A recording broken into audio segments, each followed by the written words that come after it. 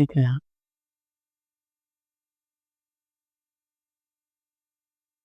Probability, देखो probability को हिंदी में क्या बोलते हैं? संभावना। वैसे ही किसी का नाम भी होता है।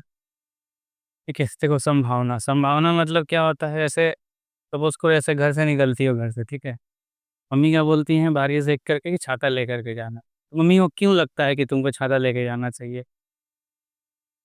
बारिश हो सकता है, संभावना है उसका, प्रोबेबिलिटी। मम्मी ये कैसे बोली थी? अपने प्रीवियस एक्सपीरियंस से बोली थी ना। ऐसा नहीं कि नया-नया बच्चा होगा, उसको कुछ होश ही नहीं है, ये 5 साल का हुआ है, वो कुछ बोल ही नहीं पाएगा, ठीक है? बारिश होगा तो एन्जॉय करेगा, नहीं होगा तो बस बैठेगा, कुछ नहीं बोल सकता। तो मम्मी ऐसा क्यों बोली? क्योंकि उनको पता था कि हो सकता है बारिश, बादल देखी क्योंकि पहले भी हो चुका है, ठीक है? तो ये एक संभावना था। और भी बहुत सारा इंसिडेंट है, जैसे रोड क्रॉस करते समय जब बहुत ज़्यादा गाड़ी चलता है तो पापा साथ में रहेंगे तो मना कर रहे हैं कि रोड क्रॉस नहीं करो, जब तक रेड लाइट ना चालू हो जाए। क्योंकि पापा को पता है, पुराना अनुभव रहा होगा, कहीं देखे होंगे, कहीं सुने होंगे। तो किसी भी एक तरह का अनुभव रहा होगा कि अगर हम अभी क्रॉस करने जाएँगे तो कुछ भी हो सकता है गलत चीज़, ठीक है? दुर्घटना। तो वो मना कर देंगे तुमको, अभी क्रॉस नहीं करना है, ठीक है? तो ये सारी चीज़ें संभावना पे ही रिज़ल्ट, संभावना को ही देख कर के डिसाइड किया गया था कि करना है या नहीं करना है। तो वैसे ही प्रोबेबिलिटी एक्चुअली इन्हीं सब चीज़ों से जुड़ा हुआ है। तो मैथ्स में ये जो टॉपिक है प्रोबेबिलिटी नहीं है, संभावना पे। प्रोबेबिलिटी का मतलब कि संभावना होता है। लेकिन हम लोग यहाँ पे जो पढ़ेंगे वो है मैथमेटिकल प्रोबेबिलिटी, ठीक है? मतलब हम लोग वही चीज़ पढ़ेंगे।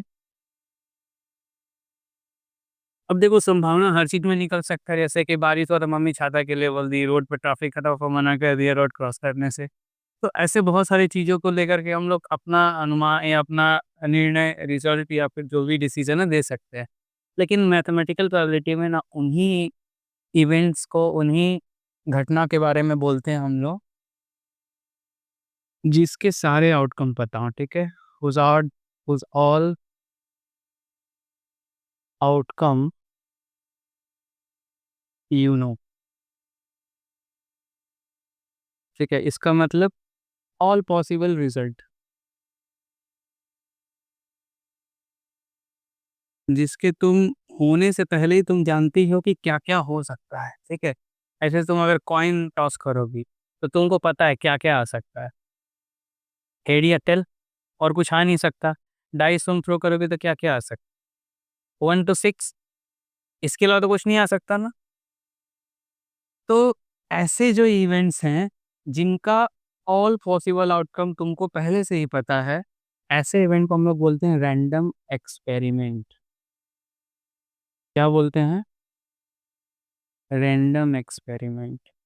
देखना, ये रैंडम मतलब तो कुछ भी होता है, हम लोग जो नॉर्मल पढ़ते हैं, लेकिन मैथ्स में रैंडम एक्सपेरिमेंट मतलब वो ऐसे इवेंट जिनका ऑल पॉसिबल आउटकम हमको तुमको पता है। इसके अलावा कुछ नहीं हो सकता।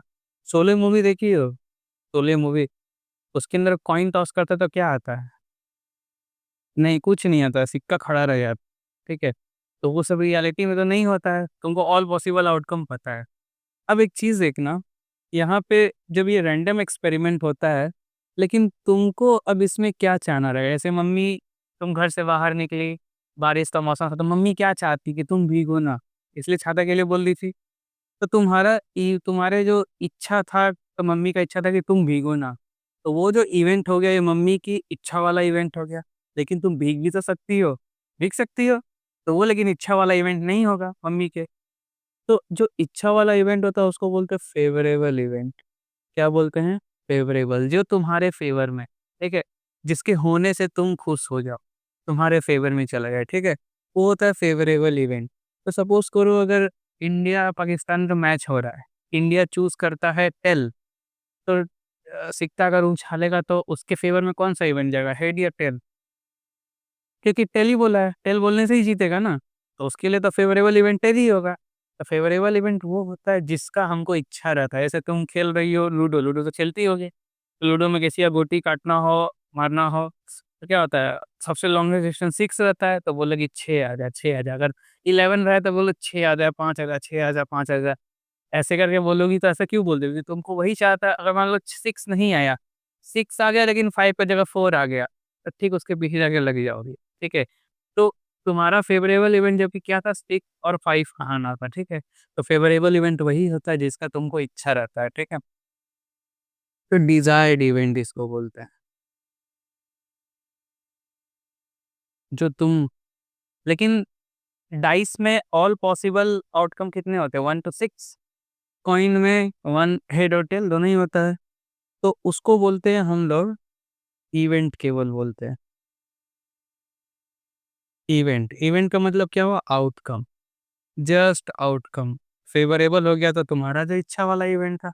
अब जस्ट आउटकम बोलेंगे। अब देखो, मैथ्स में है तो सेट बिना काम चलेगा नहीं, हर चीज़ को सेट में लिखते हैं। तो एक होता है स्पेस, स्पेस का हिंदी क्या होता है? जगह को बोलते हैं स्पेस, ठीक है?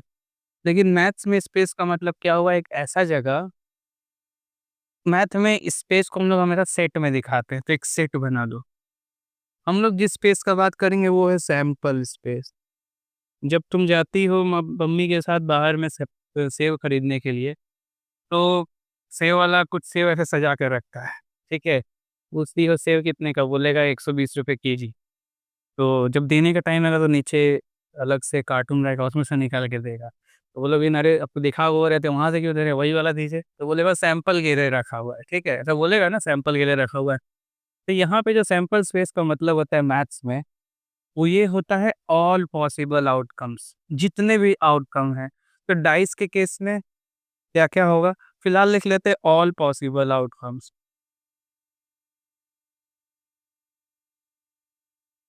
अगर हम डाइस की बात करें, एग्ज़ाम्पल चलो ले लेते हैं इसका एक। डाइस का थ्रो करना, ये कैसा एक्सपेरिमेंट है? रैंडम एक्सपेरिमेंट है, ठीक है? क्योंकि हमको ऑल पॉसिबल आउटकम के बारे में पता ही है, 1 से 6 तक ही आने वाला है। सैंपल स्पेस क्या होगा? 1 टू 6, यानी 1, 2, 3, 4, 5, 6। सेट तुम जानती हो कैसे लिखते हैं? अभी तो हम लोग जस्ट उसी में करके आए, इनइक्वालिटीज़ में ही कर रहे थे। वही वाला सेट है, ठीक है? कॉमा दे करके लिखा, तो ये सैंपल स्पेस हो गया। अब इसमें से तुम्हारा कुछ इच्छा हो कि मेरे को टेल मेरा 4 आ जाए तो हम जीत जाएँगे।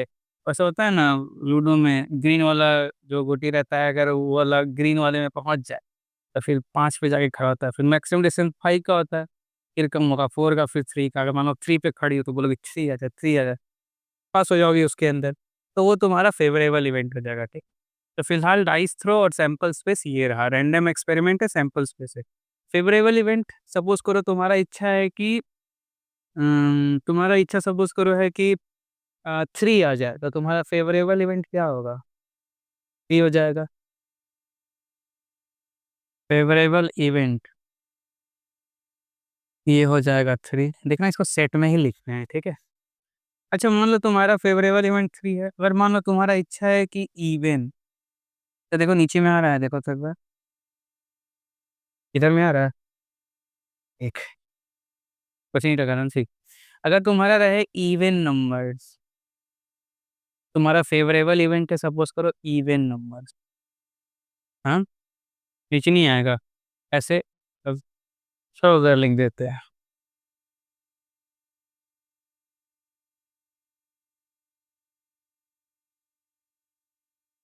तुम्हारा जो ये आया है मार्क्स, हाईएस्ट फर्स्ट 40 है ना?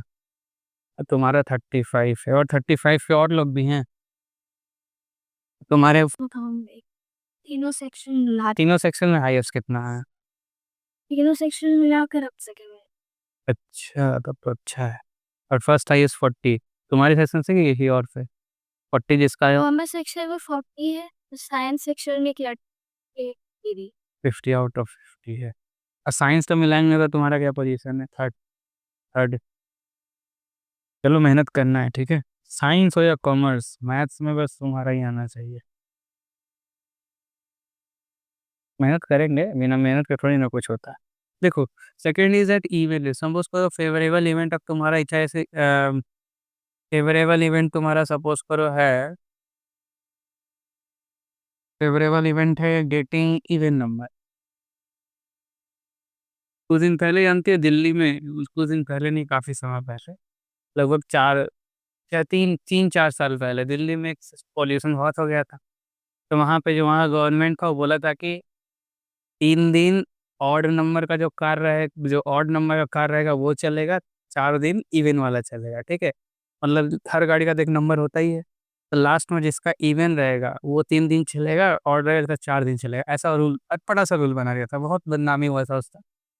तो वो सोचा था कि कार कम है, लेकिन उस चक्कर में क्या हुआ, जो पैसे वाले थे वो ऑड इवन दोनों नंबर का कार लेके चलने लगे। ज़रूरत है ना, डेली नहीं जाना उसको। तो ये बेवकूफ़ी वाला पूरा एकदम किस्सा हो गया था।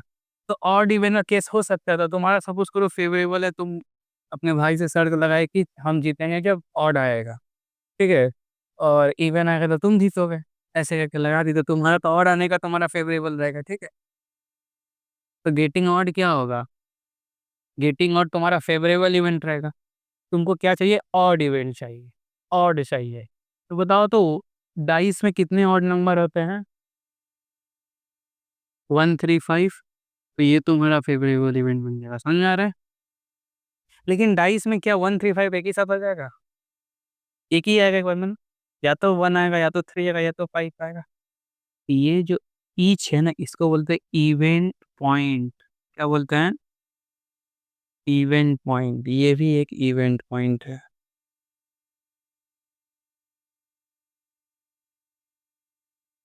ये भी एक इवेंट पॉइंट है, ठीक है? ये सारे इवेंट पॉइंट हैं। तो इवेंट पॉइंट से मिल करके इवेंट बनता है, ठीक है? तो याद रखना, इवेंट पॉइंट मेक्स इवेंट। बहुत सारे इवेंट पॉइंट को मिलाएँगे तो इवेंट बनेगा। जैसे समझो, एक ऐसा खेल होता है, किसी मूवी वगैरह में देखी होगी, कि वैसे रोल करके ऐसे कुछ रोलिंग का टाइप का रहता है, ऐसे घूमता रहता है, घूमने ऐसे घूमते-घूमते, और वो जब घूमता सर्कुलर मोशन में रहता है, तो उस वक़्त एक बॉल रहता है छोटा-सा, उसको डाला जाता है। बहुत सारे नंबर्स होते हैं उसके पेरिफेरी पे, ठीक है? सर्कुलर रहता है डिस्क, सर्कुलर डिस्क पे घूमते-घूमते-घूमते, हर डिस्क के जो पेरीमीटर रहता है, पेरीमीटर पे कई सारे स्पेस रहते हैं। उसमें से बॉल बीच में छोड़ा जाता है, ठीक है? बॉल जिस स्पेस में जाके गिरता है, उस स्पेस में जो नंबर मेंशन रहता है, जो वो आदमी उस नंबर को बेट किया रहता है, वो जीत जाता है। ऐसा एक गेम मतलब है। जानती हो, जुआ खेलने का बहुत तरीका है, ठीक है? कुछ नहीं, बोलेगा हम इतना तो मार्क लगाए हैं, तू फेंकेगा तो तू जीतेगा, हम फेंकेंगे तो हम जीतेंगे, ठीक है? तो कु खेलने का तो कुछ भी तरीका है ना? तो वो भी एक गेम है, ऐसे ही लोग खेलते हैं। हाँ, गलत तरीके से यूज़ करते हैं। मनोरंजन के लिए, एंटरटेनमेंट के लिए यूज़ नहीं करेंगे। तो सपोज़ करो एक ऐसा ही है कि तुम ऐसे बॉल डाली और किसी एक जगह पे जाके चला गया। तो बहुत सारे स्पेस थे, बहुत सारा नंबर था उसमें, ठीक है? लेकिन तुम्हारे फ़ेवर में तुम्हारा वाला केवल नंबर होगा, ठीक है? तुम जो बोलोगी कि 3 में, अगर वो 3 वाला स्पेस में बॉल चल जाएगा तो तुम जीतोगी, अदरवाइज़ तुम नहीं जीतोगी। तो इसका मतलब तुम्हारे पास केवल एक ही पॉइंट रहा, एक ही इवेंट पॉइंट रहा, वो 3 वाला, ठीक है? सपोज़ करो बहुत बड़ा कोई एमपी या मेंबर ऑफ पार्लियामेंट, बहुत धौंस होता है उन लोग का एमएलए, बोला कि 50 पॉइंट है ना, 50 स्पेसेस है, उसमें से 49 स्पेसेस मेरा रहेगा। उनमें से जिसमें एक में जाएगा हम जीतेंगे, एक में जाएगा तो तुम जीतेगा। पावरफुल है, दुकानदार को बोल ही सकता है कुछ भी। तो जब बोलने के बाद गया तब, अब जब वो मेंबर ऑफ पार्लियामेंट जब गया खेलने के लिए एमपी, तो वो क्या किया कि वो बोला मेरा 50 में से 49 जो स्पेस है वो मेरा रहने वाला है। जब 49 स्पेस उसका रहेगा तो अब उसके पास कितने इवेंट पॉइंट हो जाएँगे? 49। लेकिन जीतेगा तो वो एक ही बार ना, अब 49 में एक ही आएगा तो जीतेगा। तो इवेंट पॉइंट उस केस में कितने हो जाएँगे? 49, ठीक है? लेकिन अगर इवेंट बनाने का कोशिश करेंगे, तो ऐसा सेट बनाएँगे और जितने 49 नंबर्स थे सबको लिख देंगे। समझ में आ रहा है? तो इवेंट मतलब तुम जो जीती, ठीक है? और इवेंट पॉइंट जिनसे मिल कर के वो बना है, इनमें से कुछ एक भी घटने पर तुम जीत जाओगी, ठीक है? तुम्हारा इवेंट इनमें से एक भी जीतने पर हो जाएगा। समझ में आ रहा है ना? तो event point makes event, clear है? अब इसको नोट कर लो। यस। हाँ, हाँ, कर।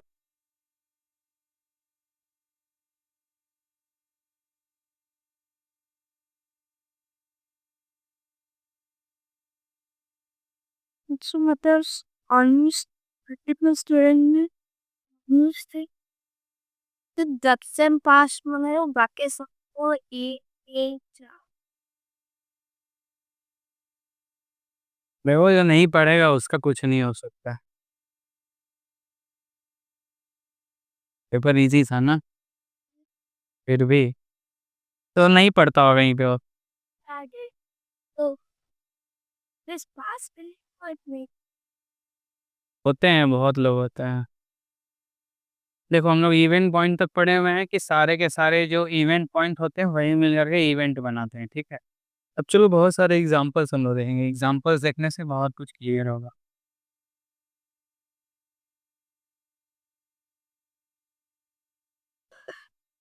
एग्जांपल्स में सबसे पहले चूज करना होता है रैंडम एक्सपेरिमेंट। रैंडम एक्सपेरिमेंट वो होता है जिसका ऑल पॉसिबल आउटकम तुमको पता है, ठीक है। तो पहले सपोज करो थ्रो ऑफ कॉइन, ठीक है। थ्रो ऑफ कॉइन है,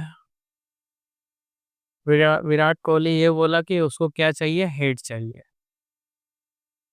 favourable event is getting head.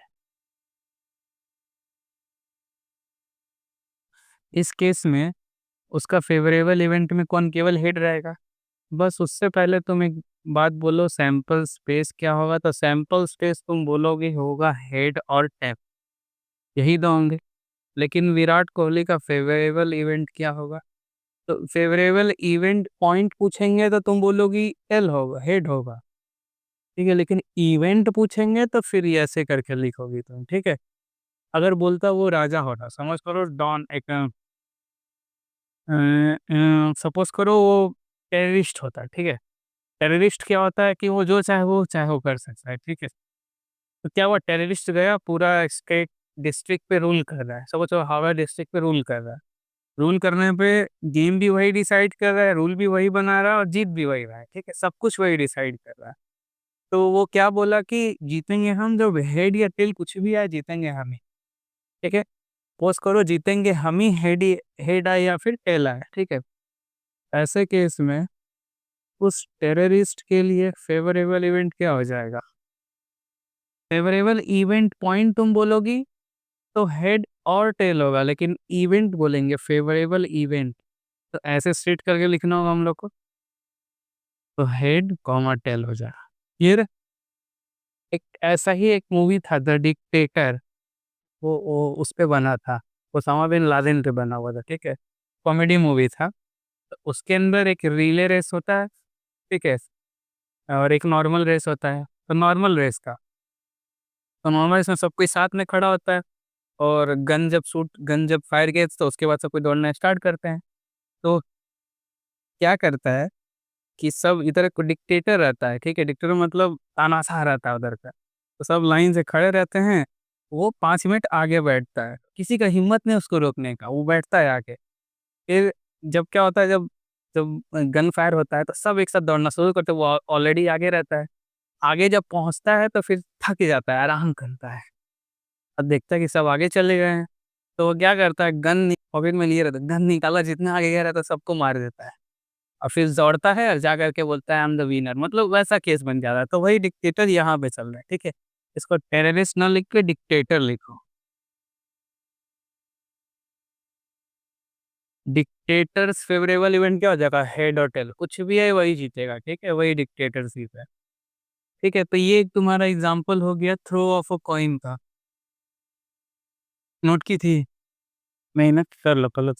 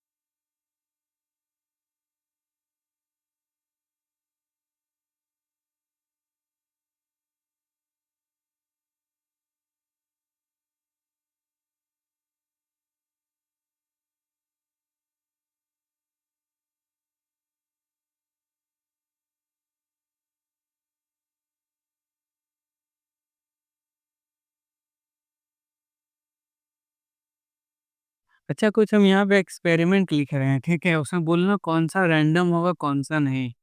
तो याद रखना रैंडम वही होता है जिसका सारा आउटकम हम लोग को पता है, ठीक है। कुछ लिखते हैं हम यहाँ पे, पहला सपोज करो थ्रो ऑफ डाइस है, तो ये कैसा एक्सपेरिमेंट होगा? रैंडम होगा या नहीं होगा? होगा, क्योंकि तुमको पता है डाइस में कहाँ से कहाँ तक आ जाता है। थ्रो ऑफ अ कॉइन देख ही चुके हैं हम लोग, ये भी रैंडम होगा।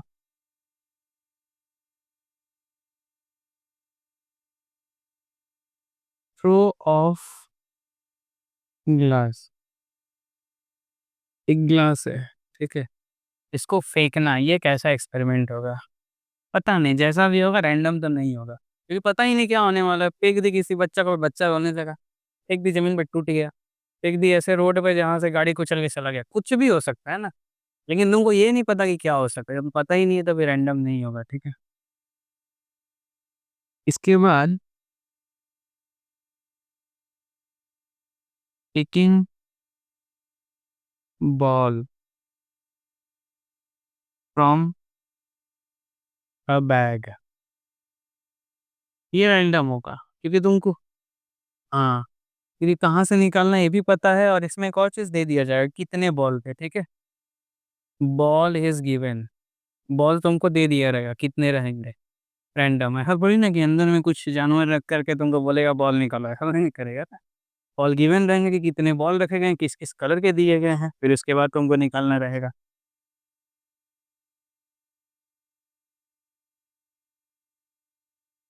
फिर इसके बाद कुछ इवेंट ऐसे होते हैं ना, कुछ इवेंट ऐसे होते हैं जिसको प्रीवियस एक्सपीरियंस से हम लोग गेस करते हैं, ठीक है। जैसे ऐसे समझो कि एक एक आदमी है, ठीक है, वो एम एम प्रैक्टिस कर रहा है, शूटिंग एम प्रैक्टिस कर रहा है, तो शूट करता है, तो उसका प्रोबेबिलिटी उस पे तो निकाल नहीं सकते कि लगेगा या नहीं लगेगा, लग भी सकता है, नहीं भी लग सकता है। तो उसके पास तो कोई बेस था नहीं कि कैसे हम डिसाइड करें कि लग सकता है कि नहीं। तो क्या किया ना, एक बार पहले 5 बार ट्राई किया था, तो देखा था कि 5 में से 4 बार मेरा लगा था। तो वहाँ से वो बोल सकता है कि 5 में से 4 बार लगा था, तो 1 में से कितना बार लग सकता है, ठीक है? कुछ वो अनुमान ऐसे लगा सकता है। तो इस तरह के जो इवेंट्स होते हैं ना, वो भी हम लोग रैंडम एक्सपेरिमेंट की तरह ही काउंट करते हैं, ठीक है? फिलहाल एग्ज़ाम्पल इतना ही है। अब हम लोग आते हैं प्रोबेबिलिटी क्या था? अभी तो हम लोग एक्सपेरिमेंट के बारे में पढ़ रहे थे, ठीक है? प्रोबेबिलिटी पे हम लोग आते हैं। अच्छा, वीडियो में आवाज़ ठीक आता है? और ऊपर कर दें क्या?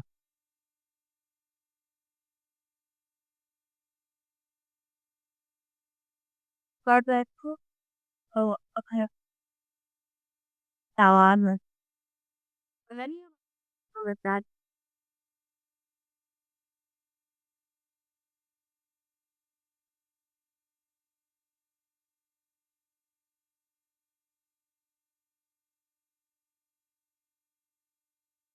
देखो प्रोबेबिलिटी का, देखो एक्चुअल जो डेफिनेशन है प्रोबेबिलिटी का, वो है, उसको बोलते हैं हम लोग क्लासिकल डेफिनेशन, जो सबसे शुरू-शुरू में दिया गया था। क्लासिकल प्रोबेबिलिटी जिसको बोलते हैं।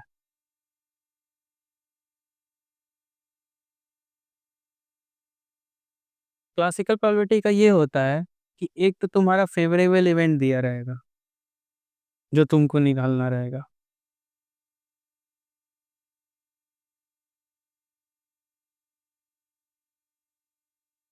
फिर एक है सैंपल स्पेस,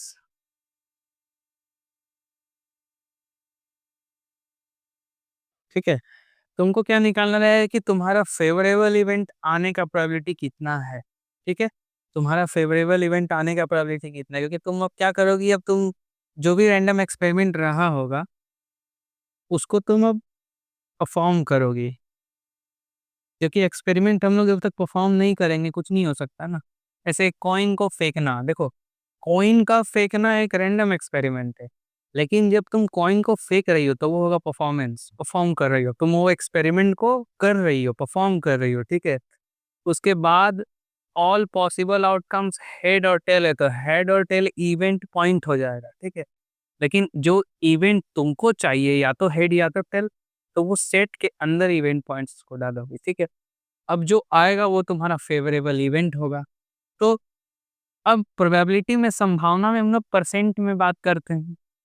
जब भी कोई इवेंट होगा, या तो परसेंट में बात करेंगे या फिर फ्रैक्शन में। तो तुम लोग के जो सिलेबस में वो केवल फ्रैक्शन है, ठीक है? परसेंट नहीं रहेगा। याद रखना फ्रैक्शन को परसेंट में केवल 100 से 100 से मल्टीप्लाई करोगे तो आ जाएगा, तुमको बताइए होगा ये चीज़। और 100 हटा दोगे तो वो फ्रैक्शन बन जाता है। देखो ऐसे तुमने सीखी होगी प्रॉफिट लॉस में 2% का मतलब क्या होता है 2/100 यही होता है। ये तो फ्रैक्शन हो गया, तो इतना ही अंतर है, ठीक है? लेकिन फिर भी हम लोग फ्रैक्शन नहीं पढ़ते हैं, ठीक है? प्रोबेबिलिटी परसेंट में नहीं पढ़ते हैं। अच्छा मान लो कॉइन फेंक रहे हैं, विराट कोहली गया कॉइन टॉस करने के लिए, पाकिस्तान के साथ मैच था, कितना परसेंट चांस है कि वो हेड आएगा? गेस करो। 50% आधा-आधा क्योंकि 2 ही है ही, आधा-आधा हो सकता है, ठीक है? अच्छा मानो तुम्हारा बड़ा भाई है, एक एक आया है, केक छोड़ो केक के ऊपर चेरी है, दोनों लोग को चेरी पसंद है लाल रंग का। केक तो सब कोई खाएँगे काट के, केक तो बड़ा है, कोई एक पूरा खा ही नहीं पाएगा, लेकिन चेरी एक ही ठो है। तुम्हारा बड़ा भाई तुम, किसका ज़्यादा चांसेस परसेंटेज मत बताना, कौन ज़्यादा खा किसका चांसेस है कि वो खाएगा ही खाएगा, वही खा जाएगा, ठीक है? ऐसा कुछ रहेगा परसेंटेज में? तो मतलब ये एक इवेंट रहेगा कि वो खा सकता है, ये वाला इवेंट का प्रोबेबिलिटी बहुत ज़्यादा है, ठीक है? तो मैथ्स में हम लोग क्या करते हैं ना, सारा इवेंट जानने के बाद उसकी संभावनाओं को बता दें। जैसे तुम्हारे पापा मना कर दें कि रूट क्रॉस नहीं करना कि वो सारी संभावनाओं को जानते हैं, कुछ भी हो सकता है, अच्छे वाले भी, बुरे वाले भी। लेकिन जब ट्रैफिक जा रहा है तो बुरे वाले की संभावना ज़्यादा है, ठीक है? इसीलिए वो मना कर देंगे तुमको। तो ऐसे रैंडम एक्सपेरिमेंट में हम लोग चेक करते हैं कि कौन-सा ज़्यादा है, कौन-सा कम है। तो इसका जो डेफिनेशन होता है वो होता है all event point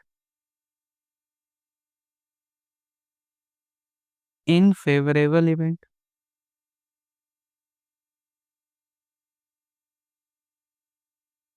divided by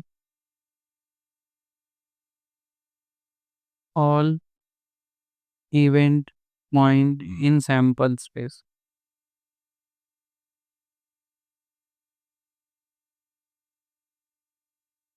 ठीक है?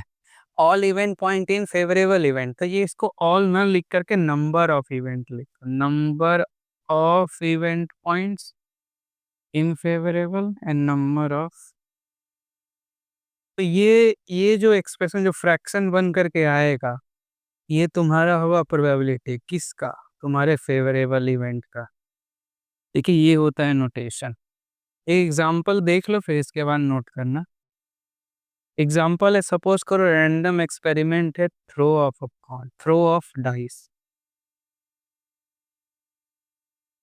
तुम्हारा फेवरेबल इवेंट है, तुमको चाहिए इवन, तो इवन में क्या-क्या आ सकता है? 2, 4, 6, लेकिन सैंपल स्पेस में तो सब होगा, 1, 2, 3 ऑल पॉसिबल। लेकिन अब तुमको देखना है कितना फ्रैक्शन चांस है कि तुम्हारा ये वाला घटना घटेगा थ्रो करने पे। तो तुम क्या करोगी? ये डेफिनिशन अप्लाई करोगी। Probability of getting E, of happening E, we can say happening of E. क्या हो जाएगा? इसमें इवेंट पॉइंट कितने हैं? फेवरेबल इवेंट में इवेंट पॉइंट यही लिखे हैं ना? ये फेवरेबल इवेंट है, कितने इवेंट पॉइंट है? 3। यहाँ पे कितने इवेंट पॉइंट है सैंपल स्पेस में? 6। डिवाइड कर दो, हाफ आ गया, हाफ, ठीक है? तो यही तुम्हारा, इसी को 100 से मल्टीप्लाई कर दोगे तो परसेंट आ जाएगा ना 50%। तो ये तुम्हारा एक एग्ज़ाम्पल, इसको नोट करो।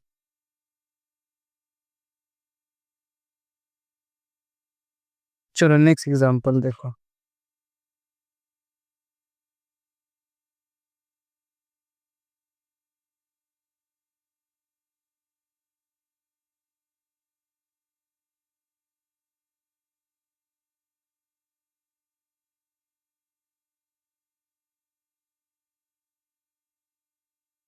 नेक्स्ट एग्ज़ाम्पल जो है वो हम लोग का रहेगा throw of a dice.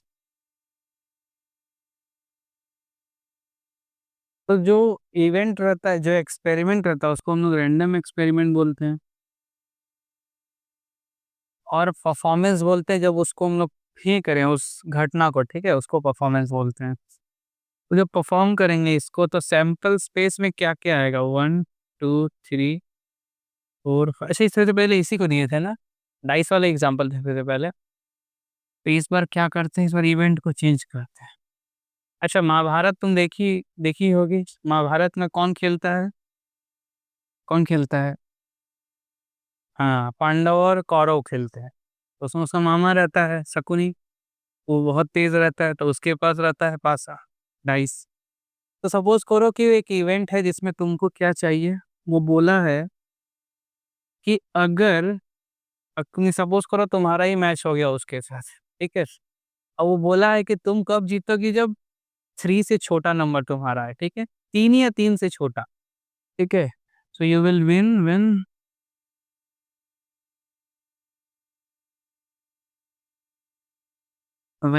you will have number less than 3, so less than 3 तब तुम जीतोगे। इसका मतलब कि तुम्हारे पास क्या-क्या आ सकता है फिर? बस। लेकिन सैंपल स्पेस में क्या-क्या है? वो तो पूरा यही रहेगा। तो तुम्हारे जीतने का प्रोबेबिलिटी सपोज़ करो इसको ई से दिखाते हैं। तो अगर पूछे प्रोबेबिलिटी तुम्हारे जीतने का, तुम्हारा इवेंट होगा तभी तुम जीतोगे। तो तुम्हारे जीतने का प्रोबेबिलिटी मतलब इस इवेंट के होने का प्रोबेबिलिटी। इस इवेंट के होने का प्रोबेबिलिटी मतलब इसमें इवेंट पॉइंट है 2 और सैंपल स्पेस में टोटल इवेंट पॉइंट कितने हैं? 6, तो 1/3 तो ये हुआ तुम्हारे। अगर तुम 100 से मल्टीप्लाई करोगे तो 33.3% चांस है कि तुम जीतोगे, ठीक है? तो ये एक एग्ज़ाम्पल हो गया। इसको नोट कर लो। चलिए इस बार रैंडम एक्सपेरिमेंट को चेंज करते हैं और ला देते हैं। तो रैंडम एक्सपेरिमेंट को चेंज सपोज़ करो तुमको एक बैग दिया गया है, ठीक है? बैग जिसके अंदर उस बैग के अंदर कुछ ऐसे है, ठीक है? 3 रेड बॉल हैं, 2 व्हाइट बॉल हैं और 3 ब्लैक बॉल है, ठीक है? अब तुमको एक ही बॉल निकालना है उसमें इवेंट सैंपल स्पेस में कितने बॉल होंगे टोटल? 3 नहीं, 3, 2, 5 नहीं, हाँ, ठीक है। तो सैंपल स्पेस में कितने पॉइंट होंगे? 8 8 तो हम लोग उसको ऐसे व्हाइट-व्हाइट, रेड-रेड ऐसे करके नहीं लिखेंगे, ठीक है? लिख भी सकते हैं, तुम्हारा इच्छा तो ऐसे करके लिख सकती हो। सपोज़ करो व्हाइट, व्हाइट ऐसे करके लिखो R1, R2, R3 ऐसे करके लिख भी सकती हो, ठीक है? लेकिन मेरे को ऐसा नहीं करना है, हम लोगों को नंबर से मतलब है क्योंकि हम लोग को नंबर कैलकुलेट कर रहे हैं। तो अगर सैंपल स्पेस का बात करें तो सैंपल स्पेस में कितने पॉइंट होंगे? 8 तो पॉइंट को हम लोग ऐसे दिखाते हैं। इवेंट तुमको क्या निकालना है? तुमको निकालना है तुम्हारा जो फ़ेवरेबल इवेंट होगा ना वो गेटिंग होगा कौन सपोज़ करो व्हाइट, ठीक है? व्हाइट बॉल तुमको निकालना है। गेटिंग व्हाइट बॉल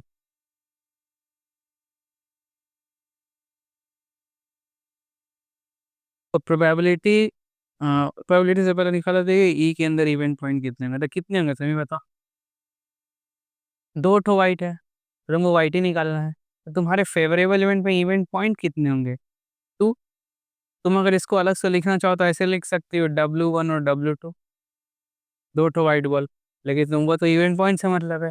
अब तुम निकालोगे प्रोबेबिलिटी की, तो जो तुम बैग में हाथ डालोगे तो आने को तो कुछ भी आ सकता है क्योंकि 8 बॉल है अंदर में। 8 बॉल में से कौन-सा आएगा ये तुम नहीं बोल सकती, लेकिन इतना बोल सकती हो कितना चांस है कि क्या आएगा, ठीक है? व्हाइट बॉल के चांसेस कितने हैं ये ज़रूर बोल सकती हो। तो यही है प्रोबेबिलिटी। तो प्रोबेबिलिटी ऑफ इवेंट ही ऐसे लिखते हैं, जो तुम्हारा फ़ेवरेबल इवेंट है जिसको तुमको निकालने की इच्छा है, तो उसका जो इवेंट पॉइंट है वो 2 है और ऑल पॉसिबल आउटकम कितना है? 8 तो 1/4 50 से मल्टीप्लाई करोगे 25 100 से मल्टीप्लाई करोगे 25% आएगा, ठीक है? तो ये रहा प्रोबेबिलिटी तुम्हारा ई का, ठीक है? इसको भी नोट कर लो। क्वेश्चन तुम्हारे मतलब एक और एग्ज़ाम्पल लेते हैं।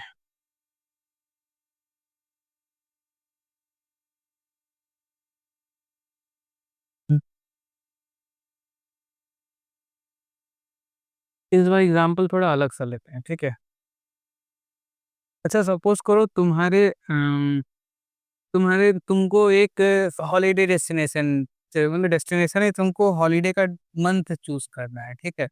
तुम्हारे पास पर ईयर कितने मंथ हैं तुम्हारे हाथ में? 12 12 मंथ है तुम्हारे पास, ठीक है? तो आउट ऑफ 12 मंथ तुम्हारे पेरेंट्स बोले हैं कि तुमको एक ऐसा महीना चुन के बताओ जिसमें तुम सूटेबल हो कहीं घूमने के लिए, ठीक है? तो तुम्हारे पास टोटल इतने चांसेस है, ठीक है? लेकिन तुम्हारी मम्मी बोलेंगी सोच पापा तुम्हारे पेरेंट्स सोच रहे होंगे कौन-सा मंथ चूज़ करें?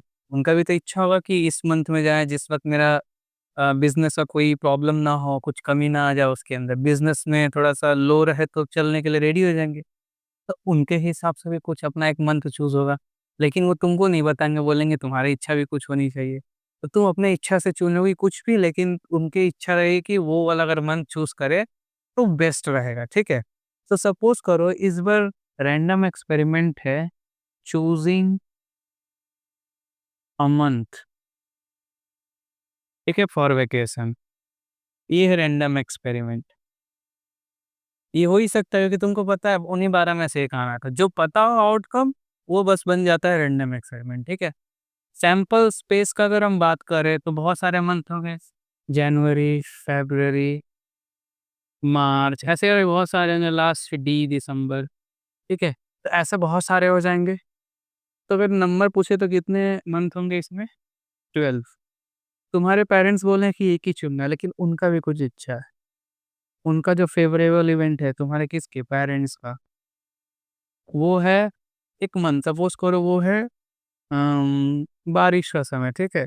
यही समय सपोज़ करो सितंबर का टाइम, सितंबर, अगस्त, हाँ, क्योंकि उस वक़्त कोई फेस्टिवल भी नहीं रहता है ज़्यादा, तो उस वक़्त बिज़नेस उतना सबका लो चलता है। तो अगस्त उनका सपोज़ करो फ़ेवरेबल इवेंट है, कि उनको अगस्त चाहिए।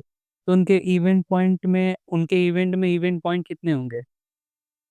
1 ही होगा। अभी तुम चूज़ नहीं किए हो, बता ही नहीं हो, तो उनके हिसाब से वो कैलकुलेट करके रखेंगे कितना परसेंट चांस है, यानी कितना प्रोबेबिलिटी है कि उनके इच्छानुसार मंथ तुम चूज़ करो, ठीक है? तो ऐसे प्रोबेबिलिटी कितनी हो जाएगी फिर इनकी 1/12, बस यही हो जाएगा, ठीक है? 100 से मल्टीप्लाई कर दोगी तो कितना हो जाएगा? यदि 6 6% 6% चांस है कि नहीं, 6 नहीं होगा, चलो जो भी होगा। कितना हो जाएगा? 7-8 सॉरी 8%, ठीक है? नोट कर लो इसको। नेक्स्ट एग्ज़ाम्पल देखो। रैंडम एक्सपेरिमेंट कुछ भी हो सकता है, किसी भी तरह का, ज़रूरी नहीं कि तुम जो परफ़ॉर्म करो, दूसरा कोई भी परफ़ॉर्म कर सकता है।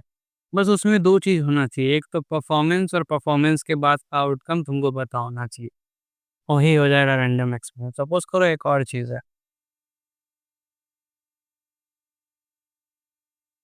ठीक है? सपोज़ करो एक सर्वे हो रहा है, ठीक है? टाउन सर्वे। टाउन सर्वे के अंदर वो फैमिली से डोर टू डोर पूछा जा रहा है, ठीक है? ये पता किया जा रहा है कि टाउन सर्वे छोड़ो, किसी और चीज़ को लेके।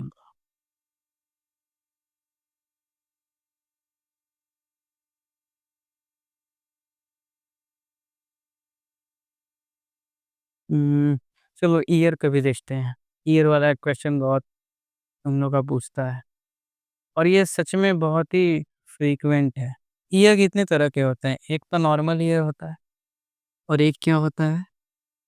लीप ईयर होता है। लीप ईयर और ईयर में डिफरेंस क्या है? ईयर में 366। 1 दिन ज़्यादा हो जाता है उसमें, और इसमें मंथ में कौन-सा महीना? मार्च में 1 दिन बढ़ जाता है, 32 तारीख नहीं होता है? कौन से महीने में होता है? कौन-सा डेट होता है? अच्छा, जो 29 फ़ेब को जन्म लेता है, वो उसका 4 साल के बाद बर्थडे आता होगा ना? कोई तो पैदा होता होगा, ऐसा थोड़ी ना कि कोई नहीं पैदा होता है। हाँ, लेकिन साथ-साथ तो फिर वो कब सेलिब्रेट करता है? हर साल 1 दिन बढ़ाता होगा? नहीं, हाँ, करता ही नहीं होगा। तो बेकार है, क्या सेलिब्रेट करे 4-4 साल में। यार ये तो क्यों होता? 4 साल में कर पे। नहीं, वो तो बिल्कुल बायोलॉजिकल एज होता है ना, डेट तो इंसान बना है, ह्यूमन डेवलप है, ठीक है? लेकिन फिर कुछ ट्रिक ढूँढ लेगा वो उसका, ठीक है? कुछ ना कुछ ढूँढ लेगा ऐसे, सब लोग अपना-अपना अपने हिसाब से बना लेते हैं। बोलेगा कि यार जन्म लिए थे, हम नहीं मानते, हम तो 27 को ही जन्म लिए थे, उसी दिन मनाएँगे। तो बोल सकता है, कुछ भी बोल सकता है ना, ठीक है? तो देखो, इससे बहुत क्वेश्चन आता है, किस तरह के क्वेश्चन आएँगे ध्यान से देखना। वो जो एक्स्ट्रा डेट रहता है वो होता है 29th फ़ेब। क्वेश्चन क्या आता है ना, अच्छा कितने वीक होते हैं? 52 वीक होते हैं। यही होता है ना 1 साल के अंदर? 52 वीक होता है। 52 वीक, अच्छा 52 वीक, 1 वीक में कितने डेज़ होते हैं? 7। तो टोटल कितने दिन हो जाएँगे अगर 52 वीक्स में काउंट करेंगे? 7 2 जा 14, 5 364, ठीक है? क्या हो जाएगा? 364 डेज़ का 52 वीक होता है, प्लस 1 दिन एक्स्ट्रा हो जाता है, ठीक है? और यहाँ पे अगर चेक करेंगे, तो यहाँ पे 364 यानी 52 वीक्स का 1 ईयर हो जाता है, प्लस 2 दिन एक्स्ट्रा हो जाता है, ठीक है? क्वेश्चन क्या पूछता है कि 1 साल बना, ठीक है? बोलता है नन लीप ईयर है। नन लीप ईयर एक ऐसा बताओ, अच्छा एक बात बताना कि जो ये क्वेश्चन है, सपोज़ करो 1 साल सोमवार को, सपोज़ करो 3022, अभी 3025 पता नहीं क्या दिन पड़ेगा, ठीक है? तो 3025 में जो ईयर का स्टार्ट हुआ था, सपोज़ करो ये ज़्यादा हो गया है, इसको इधर ही रखते हैं, ठीक है? इसका जो पहला दिन था वो मंडे को पड़ा, तो 7वाँ दिन कौन से दिन पड़ेगा? संडे। 1 जनवरी मंडे पड़ा था, तो 7वाँ दिन संडे पड़ेगा। तो ऐसे कितने वीक्स होंगे? 52 वीक्स होंगे। तो 364वाँ दिन यानी लास्ट डे, अ, एक्चुअल में डे 365 होते हैं, लेकिन 364th डे कौन-सा दिन पड़ेगा? संडे को ही पड़ेगा। क्योंकि एक-एक हफ्ता ऐसे करके कितने वीक्स पास हो गए? 52 वीक्स। हाँ, क्योंकि देखो 1 तारीख को साल शुरू होता है, वो नन लीप ईयर है मान लो, है भी नन लीप ईयर। तो 1 तारीख को जब मंडे पड़ रहा है, ठीक 1 जनवरी को, मतलब इस साल का पहला दिन, तो 7 364 मतलब कितने वीक्स हो गए? 52 वीक। हर वीक कब एंड हो जा रहा है? तो ऐसे 52 वीक्स हैं, तो संडे को भी तो एक जो डे रहेगा ये वाला, ये कौन-सा दिन पड़ जाएगा? मंडे को। 1 दिन और पड़ जाएगा ना, ये 52 से खत्म हो गया, तो जो लास्ट वाला डे है ये मंडे को पड़ जाएगा। लेकिन ऐसा ज़रूरी थोड़ी ना है कि फर्स्ट जैन मंडे को ही शुरू हो, ट्यूसडे को भी तो शुरू होता है, वेडनेसडे को भी तो शुरू होता है। किसी भी दिन, सातों दिन शुरू हो सकता है। अब देखो जब शुरू होगा उसी के हिसाब से अंत भी होगा। कौन-सा? ये 52 वीक्स का लास्ट वाले वीक का लास्ट दिन।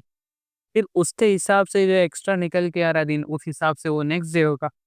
मतलब एक बात बोलो, क्वेश्चन तुमसे ये पूछेगा, क्वेश्चन ये आता है, ठीक है? क्वेश्चन तुमसे ये पूछेगा कि एक नन लीप ईयर है, वैसे ये लीप ईयर है तो ये क्या हो जाएगा? नन लीप ईयर हो जाएगा।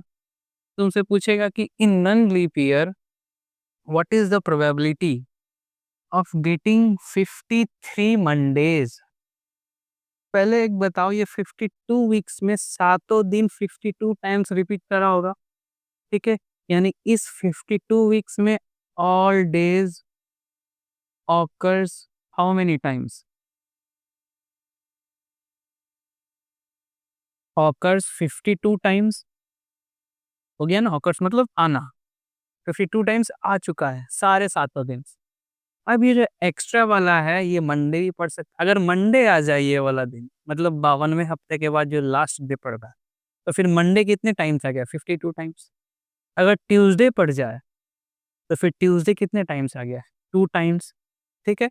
यानी जो लास्ट वाला पड़ जाएगा वो 53 टाइम्स काउंट हो जाएगा।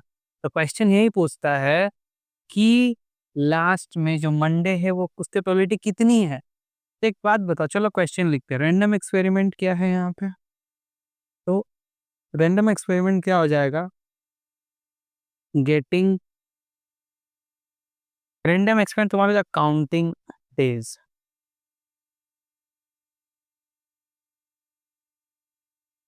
डेज़ काउंट कर रहे हैं।